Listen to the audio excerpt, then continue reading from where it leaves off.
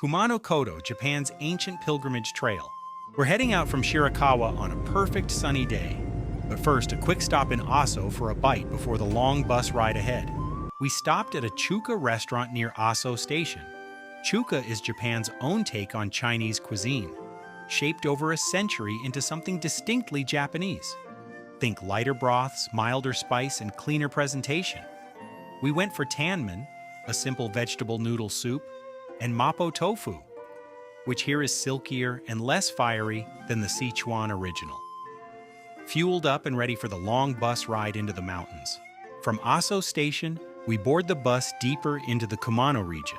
This small, quiet station marks the gateway into one of Japan's most sacred landscapes. Look, not everyone who walks the Kumano Kodo actually walks the Kumano Kodo. And I say that as someone who showed up with a futsukayoi, a 2-day hangover, and absolutely zero regrets about choosing the bus. The ancient pilgrims had discipline and devotion. I had an onigiri and a window seat. Outside, the world slowly transforms. The highway gives way to river valleys, cedar mountains stack up on every side, and little villages tucked between the peaks remind you that people have been living in these hills for centuries. Road signs start pointing to Hongu, Shingu, Tanabe, sacred names on the Kumano map. The bus ride from Asso to Kumano Hongu takes about an hour and a half, winding deeper and deeper into Wakayama prefecture, following the Kumano River upstream. The further in you go, the quieter everything feels. Fewer buildings, more forest, more river, more sky. And somewhere in those forests, hidden beneath the cedar canopy, the ancient tracks of Kumano Kodo are still there. Stone-paved paths, worn smooth by millions of feet over 1,000 years, threading through the mountains in near silence. There's something almost meditative about knowing that, even from a bus seat.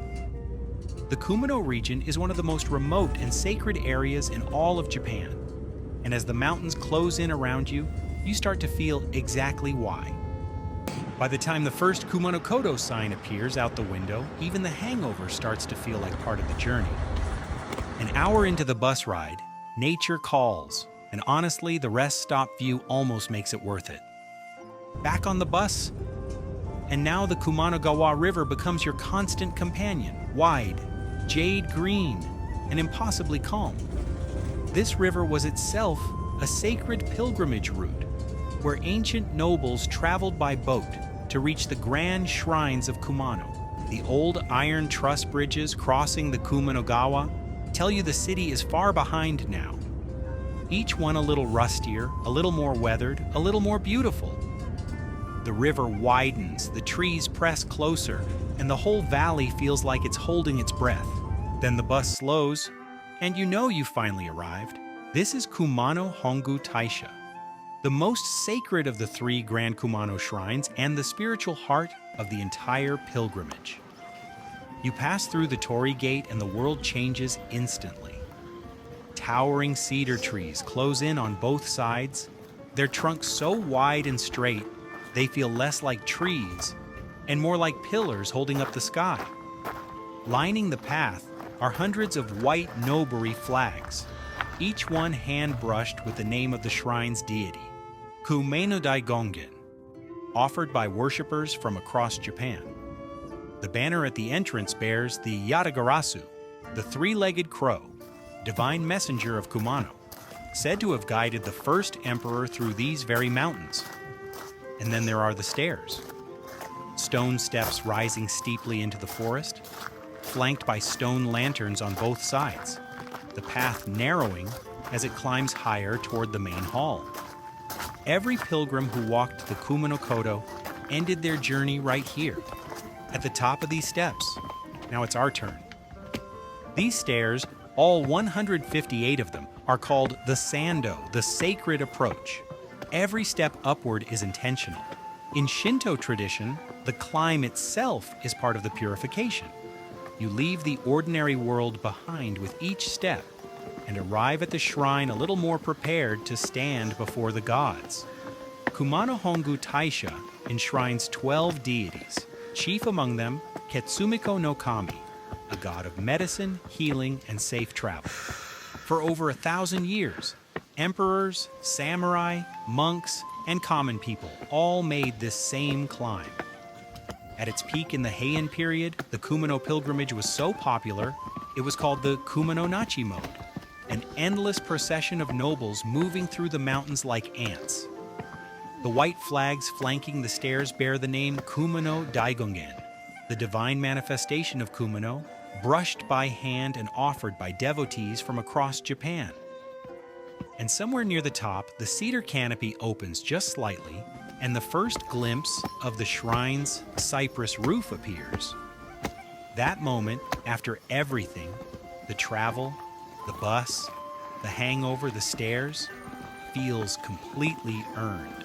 At the top of the main stairs, before you enter the shrine proper, there is the Timizu, the ritual hand-washing station. You ladle cold water over each hand to purify yourself before approaching the gods. The Atagarasu crow stands watch over it, wings spread wide. From here you can look back down the full length of the Sando, all those flags, all those steps, the cedar forest stretching down toward the torii gate far below. It gives you a sense of just how deliberate this whole space was designed to feel. And then the ancient cobblestone path levels out, and the red and white curtains of the main shrine hall come into view. You've made it. We happen to arrive just days before the Hongu Matsuri, the shrine's grand spring festival held every April 13th to 15th, one of the most important ceremonies in the Kumano calendar.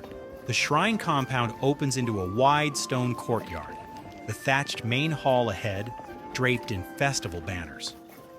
A board by the entrance lays out the proper order, 5 halls, visited in sequence, with 2 bows, 2 claps, and 1 final bow. Simple, deliberate, respectful. Outside the shrine office, this year's chosen character is displayed in bold brushstroke, warai, meaning laughter, the shrine's wish for the year ahead. No cameras are allowed inside the main hall, which means you actually have to be present. Turns out that's the point. We leave the shrine through the back, the flat exit, no stairs, through the forest, and out under the secondary torii. This gate is less ceremonial than the main entrance, but historically it was just as important. It marks the point where pilgrims who had completed their journey at Hongu would re-enter the world, and where those heading deeper into the mountains would begin the next leg.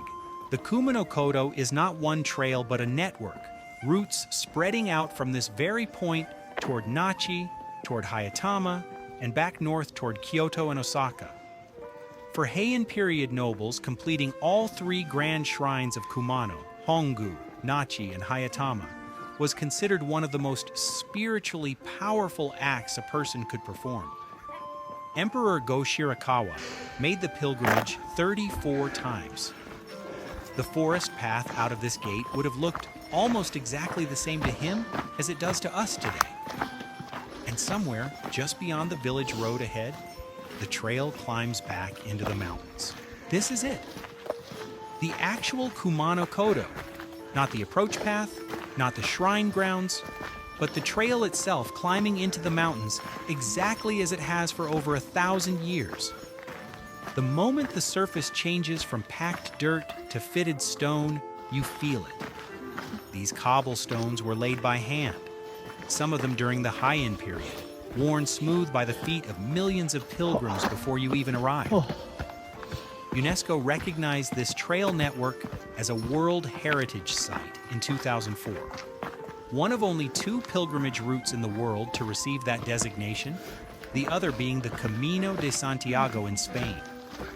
The 2 trails are officially twinned, meaning if you complete one, you can get a certificate recognizing both. Nobody mentioned that before I chose the bus.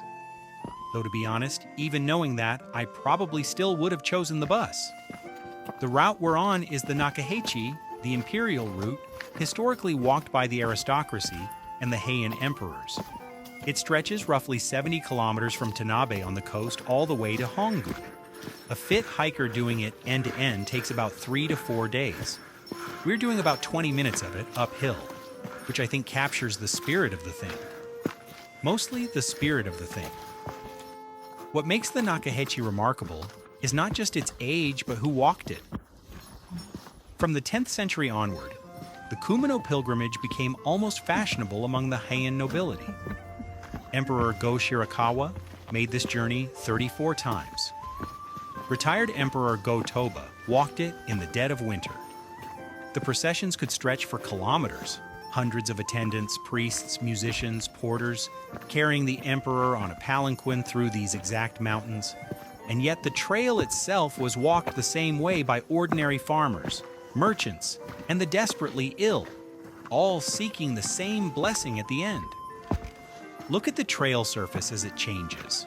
Packed earth gives way to stone paving, then to sections where tree roots have pushed through from underneath, then back to cobblestone again. Each change in material tells a different story about which era that section was last maintained. Some of these stones have not been moved since they were placed here in the 12th century. The roots of the cedar trees have been slowly swallowing them ever since. The moss-covered, retaining walls along the hillside are centuries old, built to stop the mountain from reclaiming the path. And somehow, against every typhoon and flood and earthquake this region has seen, they're still holding. There's something quietly stubborn about that. The mountain keeps trying, and the wall keeps saying no. The cedar forest up here has a completely different quality to the one around the shrine. It's quieter, darker, and the trees are older. There are sections where the canopy closes overhead, and the light drops almost completely, even at midday. Medieval pilgrims walked this in white robes, carrying wooden staffs, reciting sutras as they moved.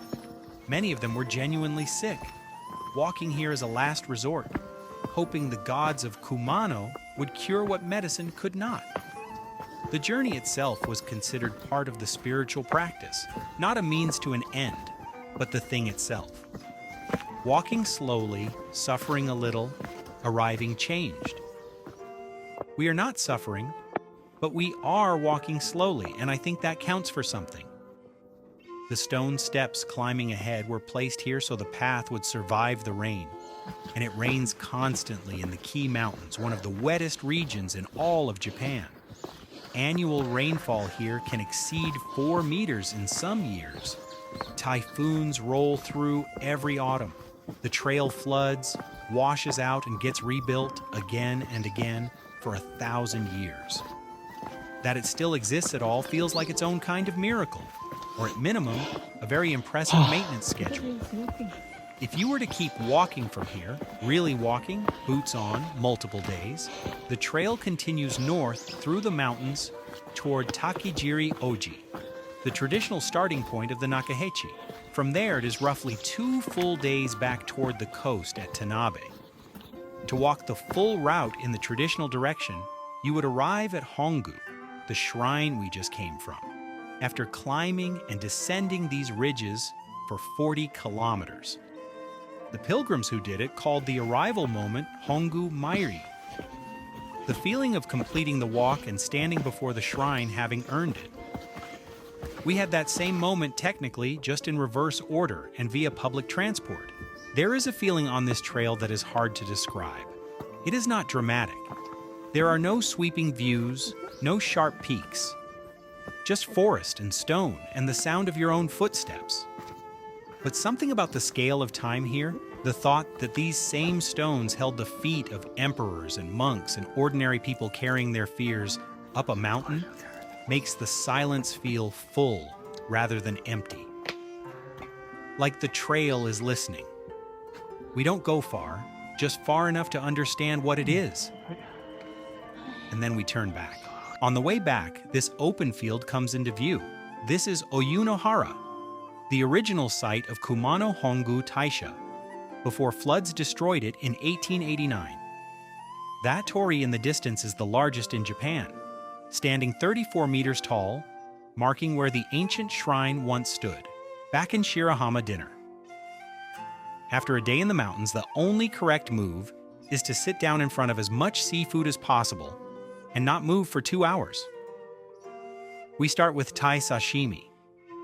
Sea bream sliced so thin you can almost see through it, clean and sweet, with just wasabi and soy. Then sazai, turban shell, served raw in its own shell, topped with uni, which is either the best thing you've ever eaten or a test of character, depending on who you are.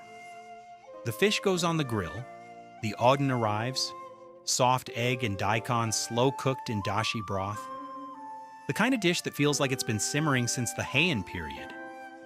This is what the end of a pilgrimage day is supposed to feel like. Not suffering, just this.